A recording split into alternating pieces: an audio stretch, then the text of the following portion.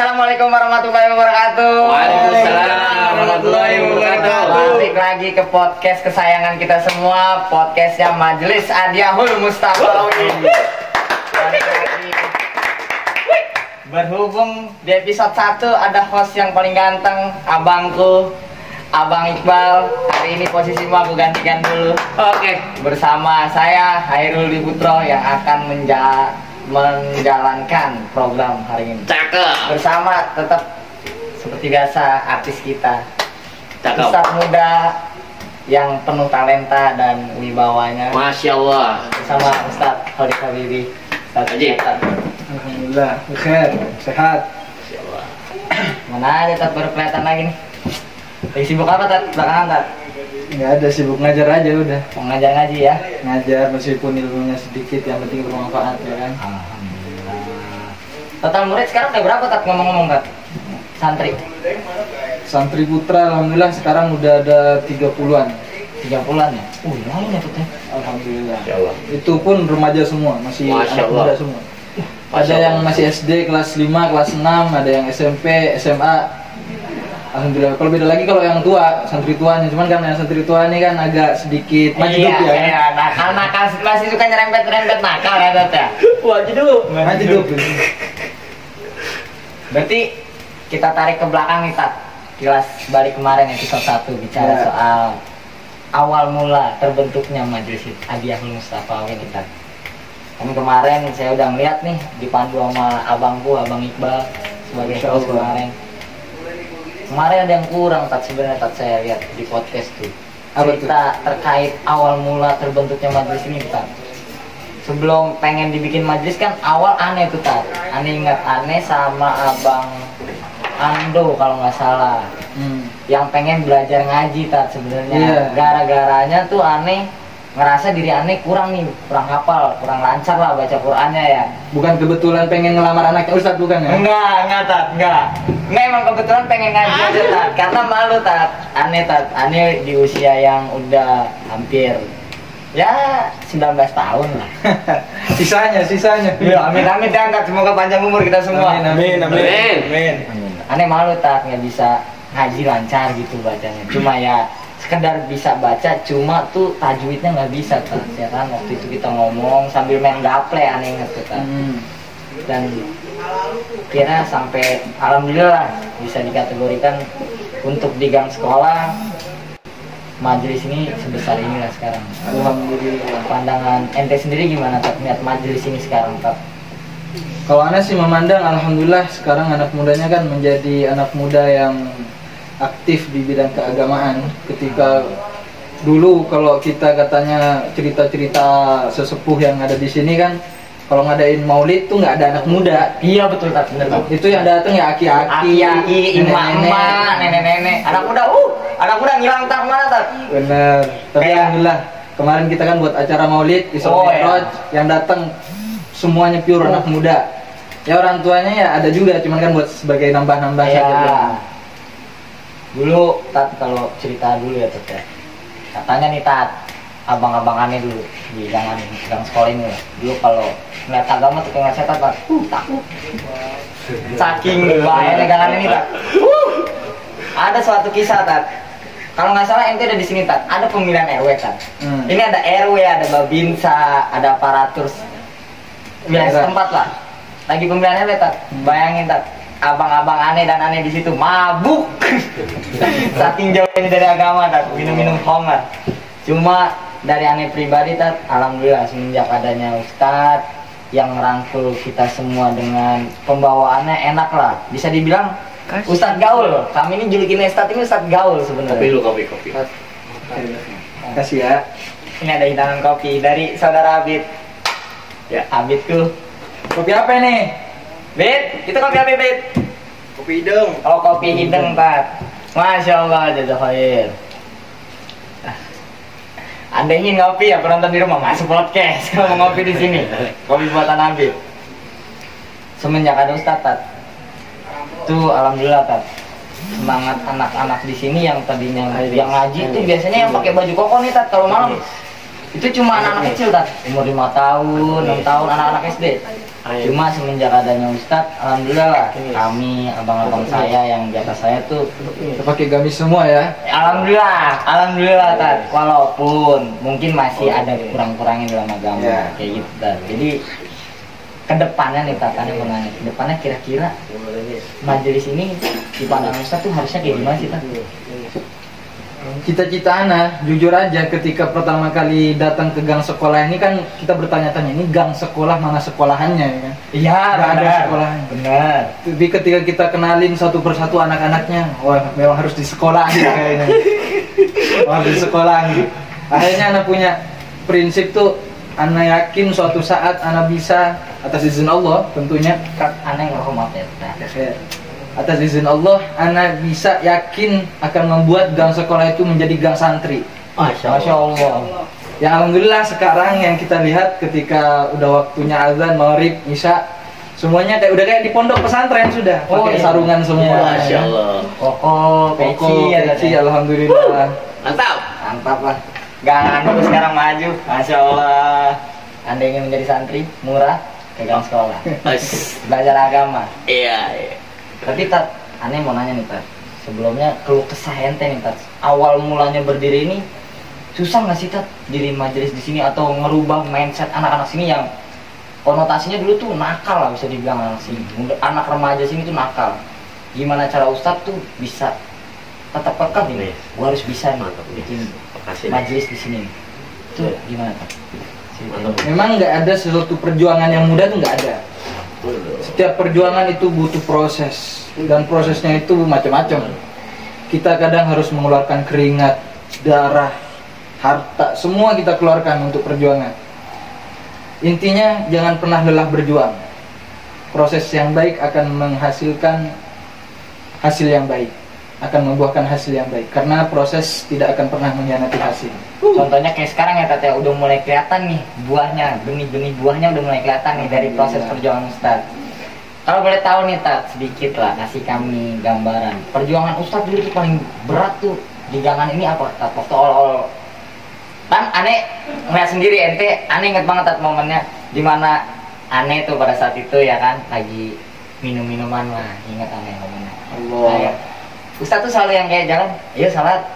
Kami tuh yang kayak, iya tat duluan sampai akhirnya ente nimbrung berbaur dengan kami. Akhirnya kami sadar lah pelan-pelan gitu Tat, mulai Iya.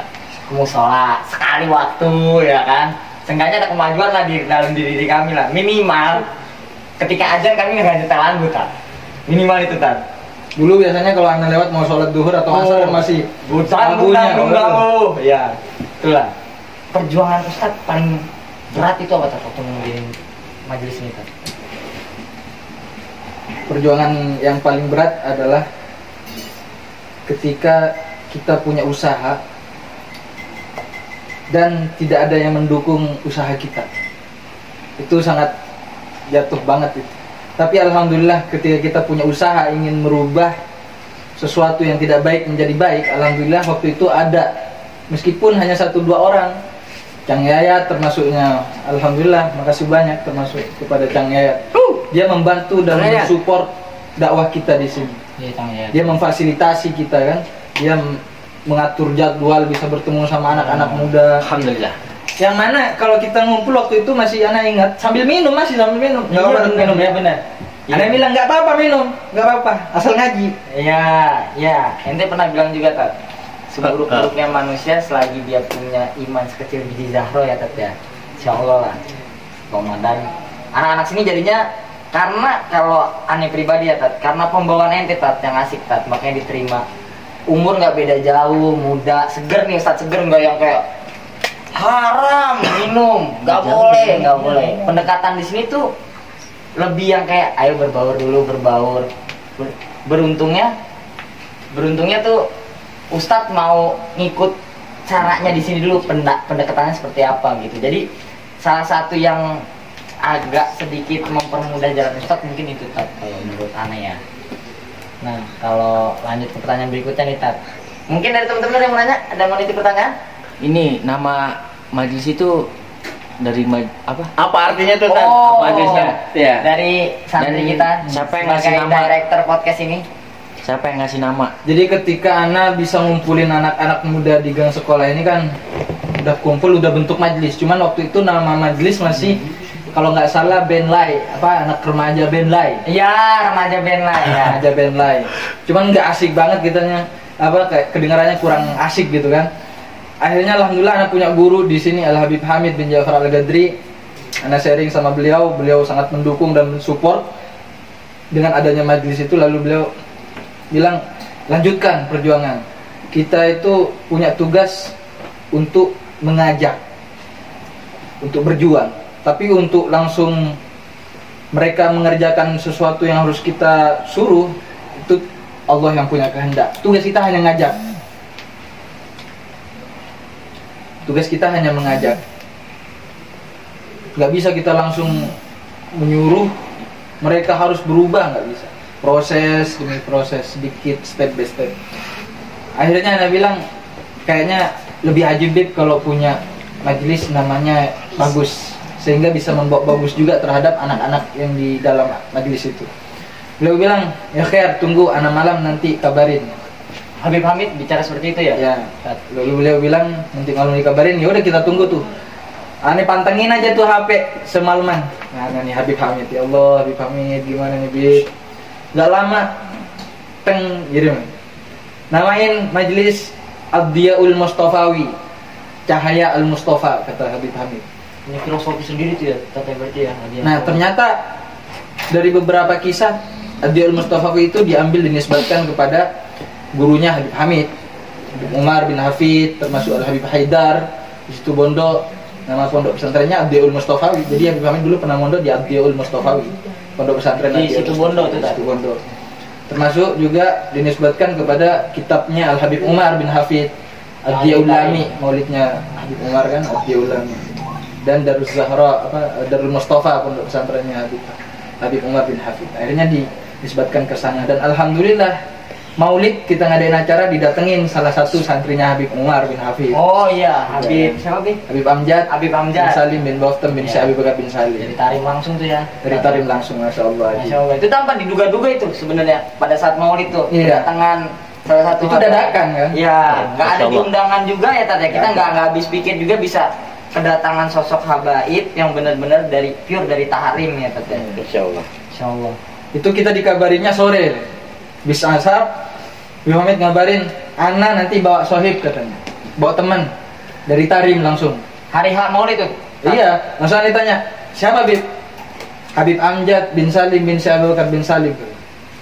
Langsung nanya, ya Allah ini gimana? Bingung, karena dana waktu itu kan memang Iya. cukup pas-pasan.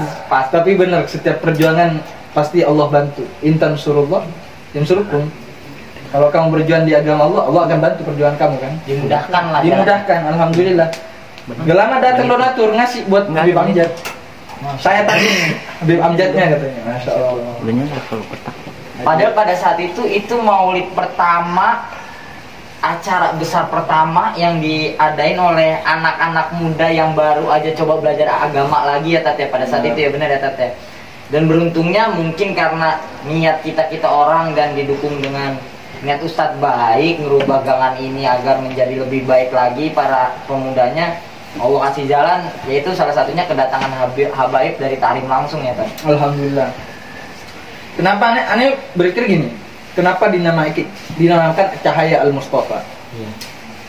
Aneh mikir karena yang ada di dalam anggota majelis itu kan berbeda, apa bermacam-macam warna ya. Ya, bisa dikategorikan manusianya unik-unik lah ya Tat ya. Aneh harapan Ana semoga benar-benar bisa menjadi cahaya Nabi Muhammad. Amin. Kelak di akhirat kita Amin. bercahaya sehingga dikenali oleh Amin. Rasulullah Amin. SAW. Allah. Kita itu adalah umatnya Nabi Muhammad. Amin. Ya Allah, amin. Nah, Itu kacamata bagus Ustaz. ngomong Kacamata bagus Ustaz tuh. Ini kacamata dikasih hadiah oleh saudara Ana, Cang Yayat. ya. Kalau boleh tahu kalau Ani mau beli kacamata kayak gitu di mana? Ya nantilah insya Allah ada, cek di bawah ini Di deskripsi ada ya deskripsi harinya. nanti disematkan insya Allah untuk pemasanan kacamata ini. Parfum enak nih tapnya gitu. Ana pakai parfum juga dari tokonya majelis. Namanya apa tuh Tat? Kalau boleh tuh Tat? El-Zaki. Oh El-Zaki. El-Zaki. El-Zaki. Ini adalah produk Majlis Adiyaul Mustafawi. Ini UMKM ya. Sekali lagi ya guys ya, UMKM. Wanginya Yang enak, menghidupi- tahan lama, Iya. dan barokah insya Allah. Enak pakai Ayo sholat. coba ya Tat ya. Ajib. Coba ya. Kalau yang model begini biasanya kita pakai sholat. Tapi kalau yang model begini kita pakai untuk jalan-jalan keluar. Oh jadi nggak cuma parfum yang buat sholat doang ya, buat nongki kalau kita anak muda tuh Iya. nongkrong biar wangi masih. Coba ya, Ada Tat, yang ya. ada yang langsung bisa dipakai sholat dan ada yang bisa dipakai jalan juga. Nah, coba ya Tat ya, coba ya. Aji wanginya, El-Zaki. Apalagi untuk pendekatan kepada akhwat itu masya Allah ini Ajib. Wah, Ajib. Bisa langsung bang nikahi aku. aduh. Pokoknya jangan lupa ya, kalau beli kacamata nanti ada di deskripsi di tokonya Cang Yayat. Untuk parfum, alamatnya ada di Jalan Bendungan Melayu, Gang Sekolah, RT 3 RW 2. Ada toko parfum satu-satunya yang berdiri di Gang Sekolah. Sekaligus sekretariat Majelis Adiyahul Mustafawi. Kita menjual parfum El-Zaki. Cakep. Tat, ngomong balik lagi nih Tat, soal ke majelis Tat. Kedepannya Tat, harapan Ustadz nih, harapan Ustadz. Kedepannya majelis tuh pengen seperti apa Tat? Majelis kita ini yang kita cintai sama-sama. Ana pengen majlis kita itu Adiyaul Mustafawi menjadi kebanggaannya Nabi Muhammad. Amin. Tentunya dengan cara kita meneladani sedikit demi sedikit adab akhlaknya Rasulullah, perilaku Nabi Muhammad, tata cara bagaimana beliau duduk, bagaimana beliau berbicara kepada lawan bicaranya, bagaimana beliau berhadapan dengan yang berbeda paham dengan beliau, bahkan yang menyakitin beliau, yang memfitnah, yang mencaci maki, menghina beliau. Kita terapkan adab dan akhlak kita sebagaimana adab akhlaknya Nabi Muhammad SAW. Ane berharap ke depan semoga Majelis Adiyaul Mustafawi, anak-anaknya, anggotanya semuanya menjadi khairun nas anfa'uhum linnas. Amin. Sebaik manusia Amin. yang bermanfaat bagi manusia lainnya.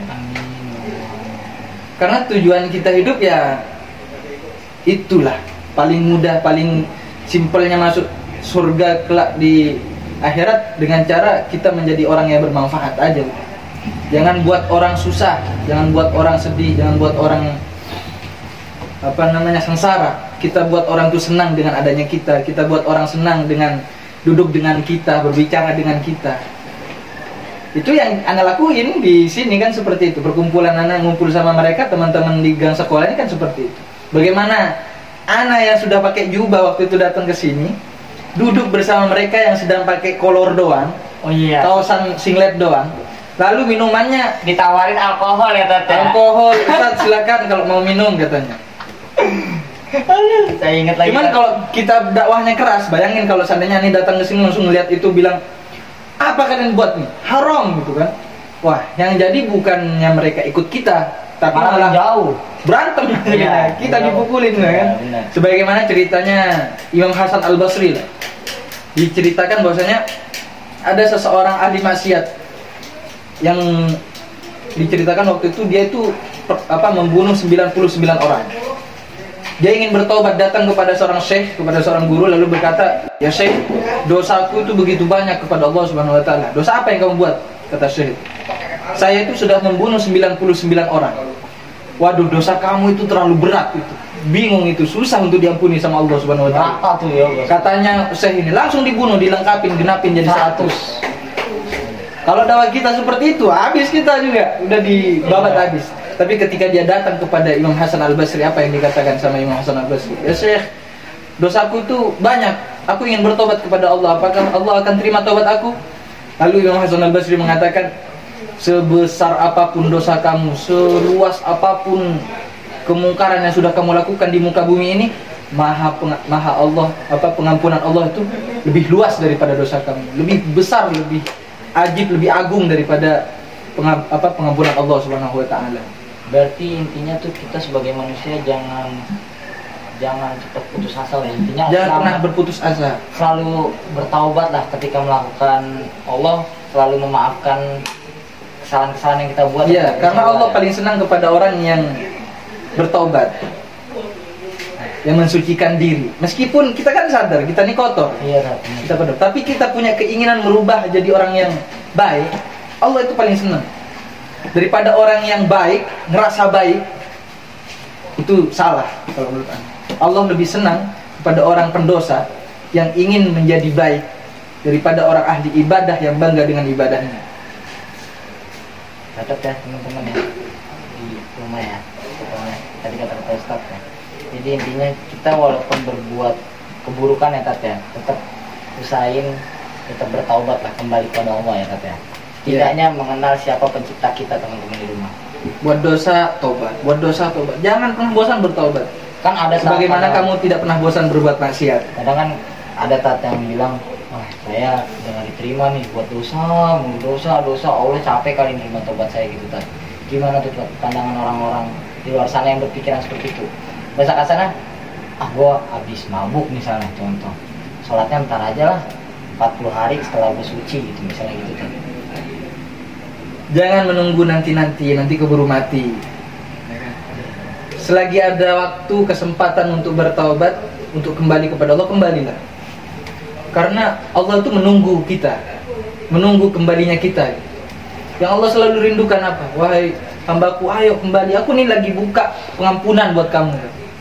Ayo datang ke sini, bawa dosa-dosa kamu, bawa kehilafan kamu, bawa keburukan kamu. Aku ampuni semua kalau kamu datang kepadaku. Seorang hamba datang kepada Allah dengan satu langkah, Allah datang dengan berlari. Disambut dengan Allah Subhanahu wa taala. Jadi jangan pernah putus asa dengan rahmat Allah, dengan pengampunan Allah. Allah itu Maha Pengampun. Enggak ada yang sebaik Allah, tidak ada. Kita nih sadar diri, kita setiap pagi berbuat dosa, siang buat dosa, malam buat dosa. Tapi Allah tuh selalu kalau kita minta maaf sama Allah, Allah akan maafkan kita. Jadi jangan berkecil hati ya Tat. Jangan berkecil hati. Sebesar apapun dosa kamu, pengampunan Allah jauh lebih besar. Diminum dulu Tat, diminum kopinya Tat. Kita nyantai-nyantai dulu. Rokok habis pemirsa ya. Aduh, coba tolong kru mintain rokok sama teman-teman di depan. Biar. Habis rokoknya. Waduh, Tat, rokok habis. Enggak modal. Coba di jubahannya tolong dong. Coba tolong jubah Ustaz. Wah, enak nih. Ini narasumber tekor ini. Iya kan, namanya juga kan bintang tamu spesial kan. Mengayomi seorang Ustadz itu. Suruh beli, Dennis, beliin rokok saya. Tat, satu pertanyaan penting nih Tat. Untuk anak-anak muda seperti saya nih Tat, yang ya mungkin kadang masih belok ke kanan, kadang masih belok ke kiri gitu. Ibadahnya masih Ini aja. masih bolong-bolong. Misalnya ibadahnya masih bolong-bolong gitu Tat, masih ya lebih cenderung ke maksiat lah, arahnya ke maksiat. Itu pesan Ustadz untuk anak muda-muda seperti itu gimana Tat? Soal ajakan Ustadz lah untuk kembali ke agama tuh seperti apa? Kasih pencerahannya lah Tat. Mungkin itu salah satu nasihat buat diri saya sendiri Tat, yang masih banyak kekurangan, masih lebih dekat dengan hal-hal maksiat. Itu seperti apa Tat? Coba Tat, tolong dikasih pencerahannya tuh.